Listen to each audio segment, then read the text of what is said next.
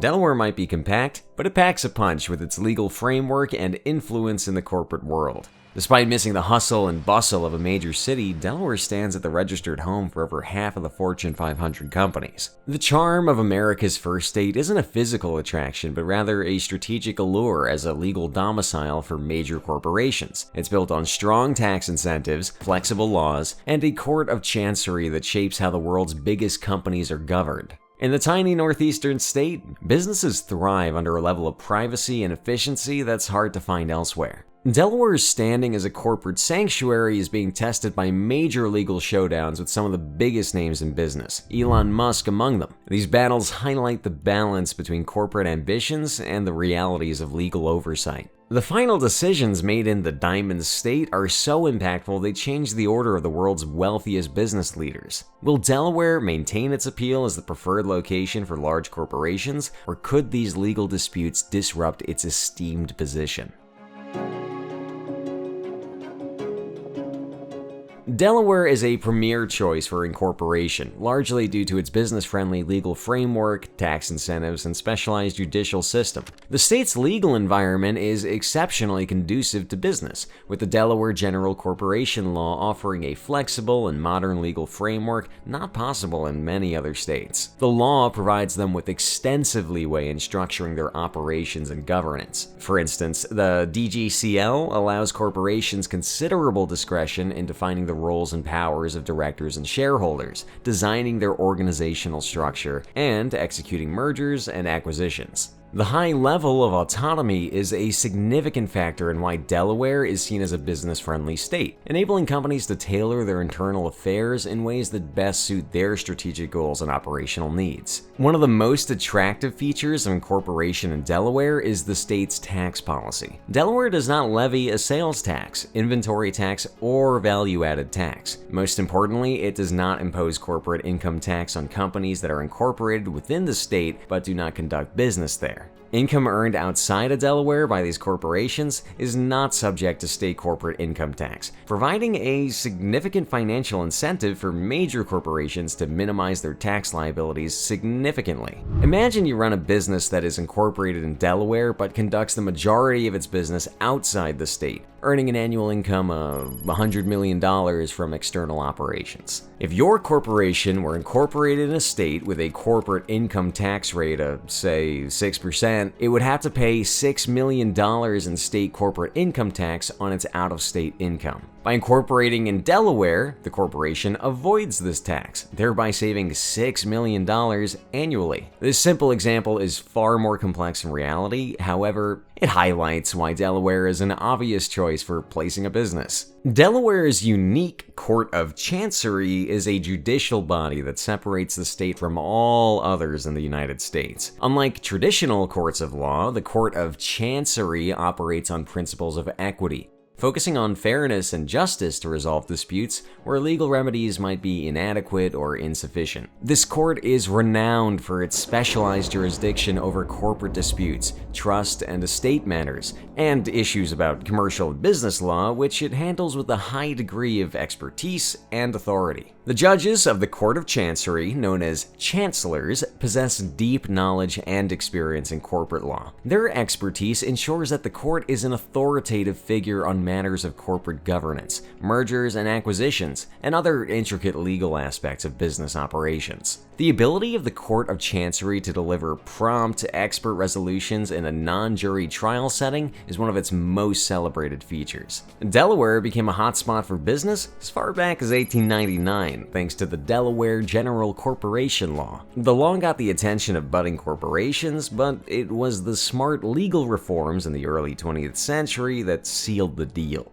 These changes made Delaware irresistible to companies looking for a reliable and beneficial legal setup, offering them more freedom and fewer rules when it came to structuring their business. Delaware was the easy choice, and the tiny state became an absolute powerhouse by keeping up with the times and constantly updating its corporate laws to meet global business needs. This forward thinking has attracted over 1 million businesses, including over 60% of Fortune 500 companies. A single state holding a majority of Fortune 500 companies isn't just impressive, it's a clear signal of its magnetic pull on big business. The attraction isn't just about the numbers, it's also intangible given Delaware's top-tier corporate law system. It is recognized as the most sophisticated and adaptable in the United States. The state's Court of Chancery is a key player in this success story. Specializing in corporate law, it's built a reputation for creating a predictable and stable legal environment. In this arena, Fortune 500 companies solve their issues and set the standard for corporate law practices nationwide. Tax perks in Delaware are the icing on the cake. With no corporate income tax for companies operating outside its borders and no sales tax on corporate shares, Delaware is an easy choice. Fortune 500 companies are not subject to paying the state's personal property tax, further sweetening the deal. Delaware has mastered the art of attracting businesses. Its blend of progressive corporate laws, tax benefits, and a specialized legal system pulls in the big players, bolsters the state's economy, and cements its status as a global leader in corporate governance. As the business world evolves, Delaware needs to stay adaptable, especially as the very companies that have benefited from its perks start to confront it in legal disputes.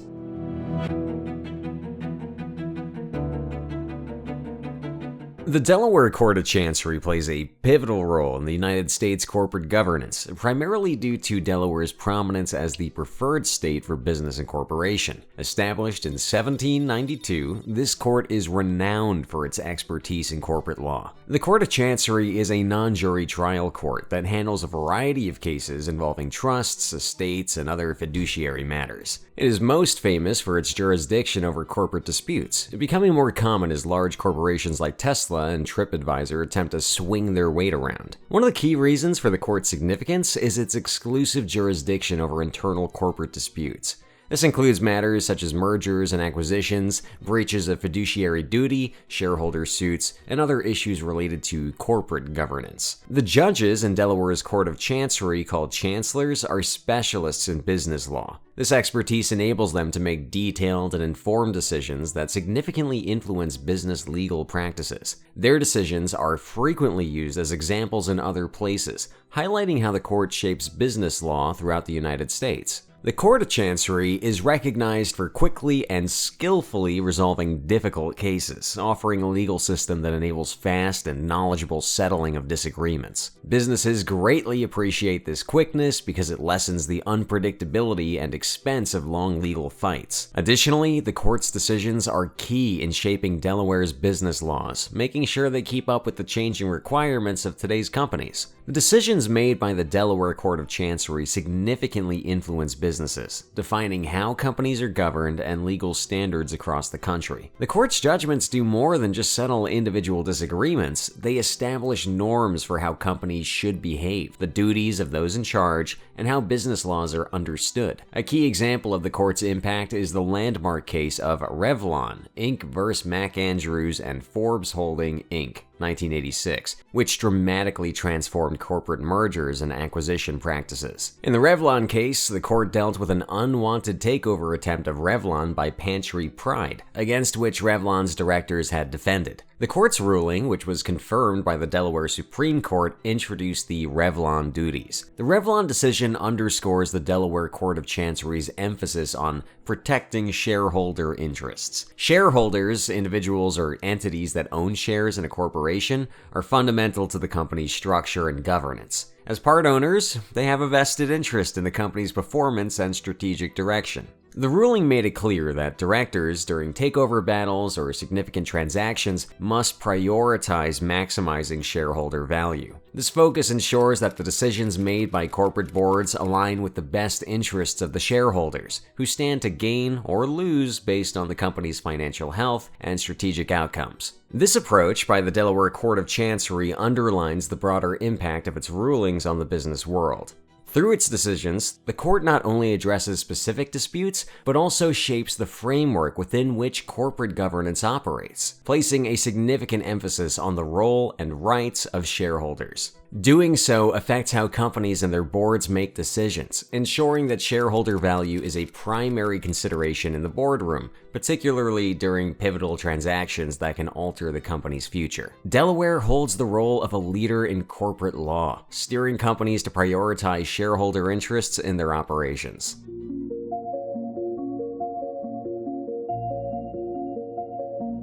In a landmark decision by the Delaware Court of Chancery, Elon Musk's enormous $55.8 billion equity compensation package was ruled invalid, marking a critical point in Delaware's legal history. This ruling came from a lawsuit by Tesla shareholders who argued that the company's board violated their duties by approving a compensation plan for Musk in January 2018, which could yield him stock options worth up to $55.8 billion.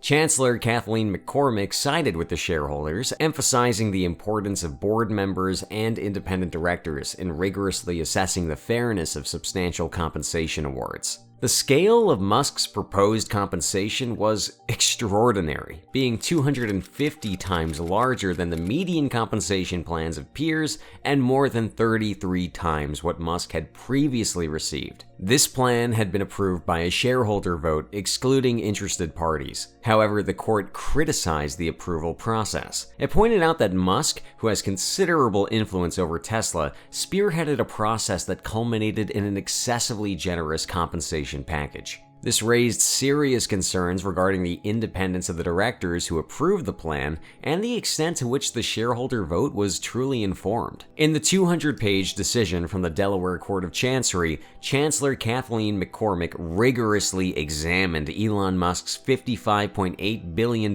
compensation package from Tesla in 2018. Revealing deep concerns over its fairness and need. McCormick starkly questioned, "Was the world's richest man overpaid? You bet." The harsh introduction set a critical tone for her thorough analysis of the decision-making behind this extraordinary incentive. The court's insistence on entire fairness exposed serious deficiencies in the approval process, notably Musk's excessive influence and the lack of serious negotiation. The ruling criticized the missing standard benchmarking and the grant's challenging performance targets, questioning the extravagance of such compensation given Musk's already significant motivation from his large Tesla shareholding. McCormick pointed out, the process leading to the approval of Musk's compensation plan was deeply flawed. Given the collection of people tasked with negotiating on Tesla's behalf, it is unsurprising that there was no meaningful negotiation over any of the terms of the plan,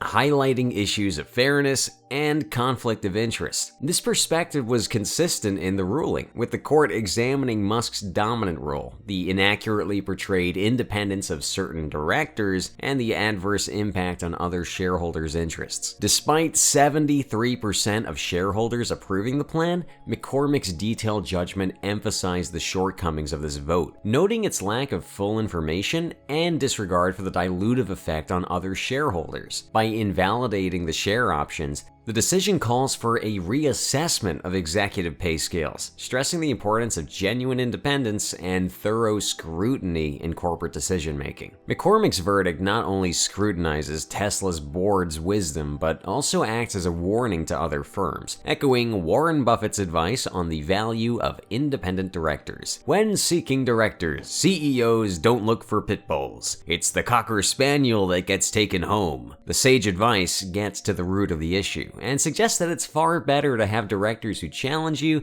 than a circle of yes men who agree with anything you say. The Delaware Court of Chancery's ruling has significant implications for Tesla, impacting its strategic and innovation plans. As Tesla leads the electric vehicle market and aims to expand globally with new products, it's clear that it must follow the guidelines for effective governance even if the company relocates. Tesla's focus on advancing battery technology and achieving self-driving capabilities demands not only heavy investment in research and development, but also strategic leadership that prioritizes long-term goals and shareholder interests. Musk has less of a final say when dealing with the company's shareholders. For the corporate world, this case highlights the need for executive compensation to reflect performance and strategic goals, especially in rapidly changing industries. It is up to the board of directors to maintain investor confidence through fairness, transparency, and accountability. The court's decision to overturn Elon Musk's $55.8 billion compensation package prompts Tesla and other companies to reevaluate their corporate strategies. Moving forward, Tesla will need to emphasize robust oversight and independent decision-making outside of Musk to maintain its leadership in the EV industry.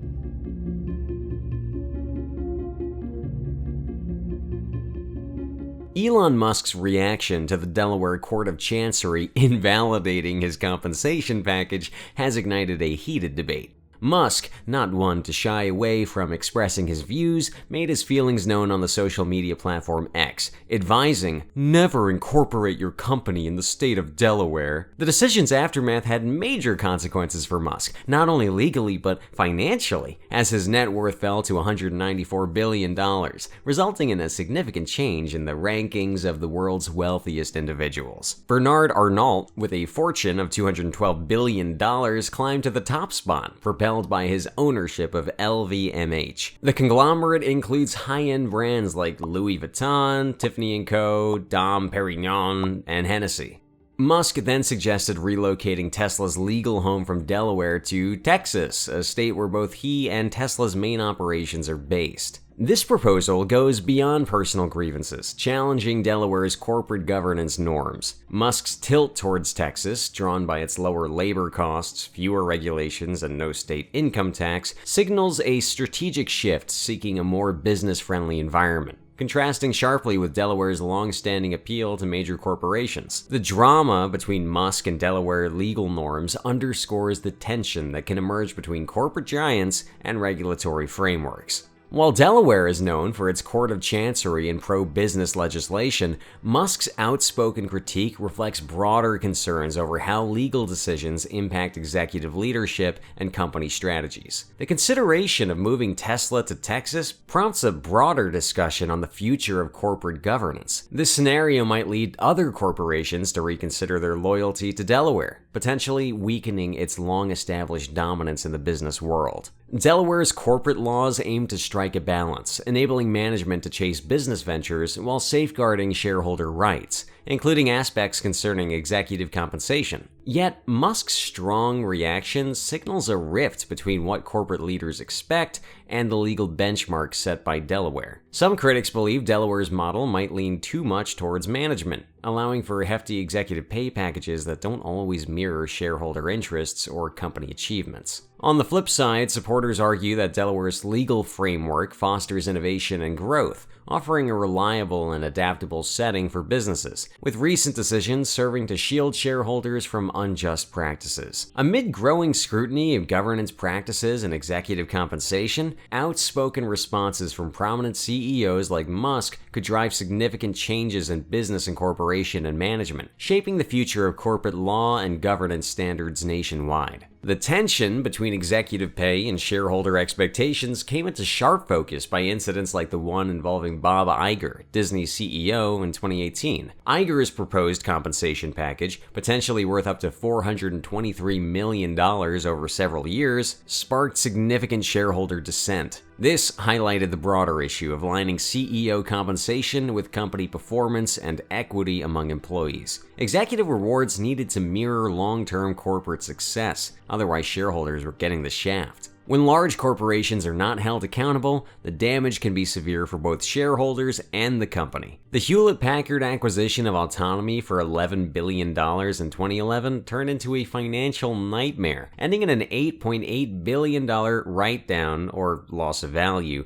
and swirling accusations of financial misrepresentation. The fiasco serves as a stark warning of what can go wrong when governance and due diligence fall short. It left many wondering how HP's board could have better protected its shareholders' interests and emphasized the crucial need for strict governance practices to avoid such costly blunders. The incident ended in huge losses and damaged HP's reputation. Musk isn't the first leader to eye Texas as a strategic move. The migrations of Oracle and Palantir from California to Texas, for instance, reflect a quest for more business-friendly environments. These moves, driven by considerations like lower taxes and looser regulations, emphasize the significance of state-level corporate laws for large companies avoiding accountability. Beyond state borders, shareholder activism has emerged as a powerful force in shaping corporate governance, as seen in Engine No. 1's campaign against ExxonMobil in 2021. By successfully replacing 3 of ExxonMobil's board members, Engine No. 1 pushed for more robust strategies on climate change, highlighting the capacity of shareholders to influence corporate policy and direction. High-profile cases like Elon Musk's legal entanglements with Delaware's corporate laws may indeed prompt other corporations to reassess their incorporation strategies, potentially leading to a loosening of Delaware's stronghold on business incorporation. Exploring how Delaware's business-friendly laws brush up against figures like Elon Musk resembles a tense chess match between aggressive play and the rules of the game. Delaware, known for its tax perks in the Court of Chancery, remains a battleground for corporate giants and their billion-dollar disputes. Tesla's dispute in Delaware's court revealed that the staggering compensation package is more than just another Elon headline. It's a pulse check on America's approach to checking game-changing moves with fair corporate governance. Musk's thoughts on relocating Tesla from Delaware are met with new discussions on corporate standards and crossing state borders to meet nationwide legal and ethical expectations. At its core, this story honors the drive for innovation and success, emphasizing the importance of balancing these goals with accountability. It's a call to the business world to chase big dreams responsibly, ensuring fairness for everyone with a stake in the company. Delaware's steadfast and forward-thinking approach to business mirrors the ethos of the founding fathers in America's first state. It remains central to the crucial discussions around business, law, and ethics. To this day, Delaware serves as a chessboard where the future of corporate America is played out.